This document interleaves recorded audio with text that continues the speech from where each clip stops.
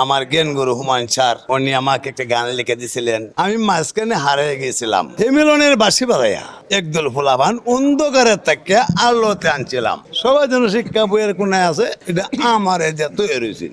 দেশ এবং দেশের বাইরে যারা যে টেলিভিশন আসছে, ইউটিউব আসছে, নিয়ে যেই জায়গান থেকে দেখবে, সবাইকে আমার গ্রামের আন্তরিক ভালোবাসা শুভেচ্ছা আপনারা দিছি। আর আসসালামু আলাইকুম মানিক তো ভালা হুদার অর্থ হইল 12.5 জাত হিন্দু, 4 জাত মুসলমান, শেখ মোগল সৈয়দ পাঠান আমার ইসলাম আলীর বিয়ে ভাইছিল। কত হইলো শাস্ত্রে একটা কথা কয়, কথা নয় মাথা বেঙ্গেছি রাখায়, বাপ বেহরণে আগেই হুৎফোর বাড়ি যায়। এটা আমার কথা। আমি আগে যেটা হয়েছে না হয়েছে, কিন্তু আমি মাঝখানে হারিয়ে গিয়েছিলাম। হারানি কথা ছিল না, কারণ আমি তো আমার জ্ঞান গুরু হুমায়ুন স্যার উনি আমাকে একটা গান লিখে দিয়েছিলেন। এই দিন দিন নয় আরো দিন আছে, এই দিনের নিবা তোমরা সেই দিনের কাছে। 6 বছর বয়স হইছে আর স্যার আর নাই, স্কুলেতে যাইতে হইব মনে রাখা চাই।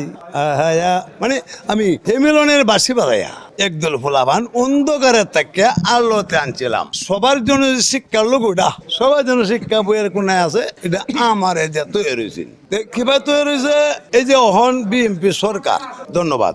মাঝখানেও 91 বিএনপি সরকার হইলেন, ধন্যবাদ। 92 আমার দিয়া এটা ওখানে যে মন্ত্রী আছে শিক্ষামন্ত্রী, সেই সময় মনে হয় উনি শিক্ষামন্ত্রী আছেন। উনি মনে হয় হুমায়ুন স্যারের সাথে তার খুব মহব্বত আছেন, তখন বললো যে এই শিক্ষার উন্নয়নটা একটু করার দরকার। তখন কইছে যে আচ্ছা আমি দেখতাছি। তখন উনি বুদ্ধি করতে করতে করতে করতে, কারণ হুমায়ুন স্যার তো আমার 1 বছরে বড়, ওনার বাড়ির আমার এনো, তো অভিনয় করে গান কিন্তু আমি গাই। এর সারা বাংলাদেশে কিন্তু অভিনয় করে গান গায় না। উনিও তো আমার গান শুরুতে শুনছে, কারণ আধ বা 1 পা চাল লইয়া সারা রাত গান গাইতাম। এরা গ্রামে বিহে জানে বাদে অভিনয় দেখে দেন বেটার সময় বেডি হই, মানে অভিনয় যারে কয় পরে।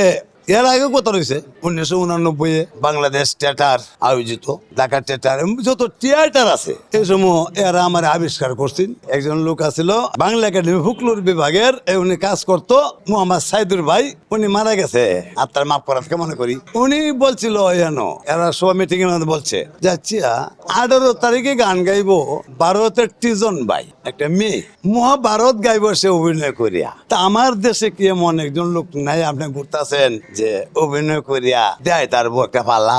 উনি কইলো যে হ্যাঁ একজন আছে।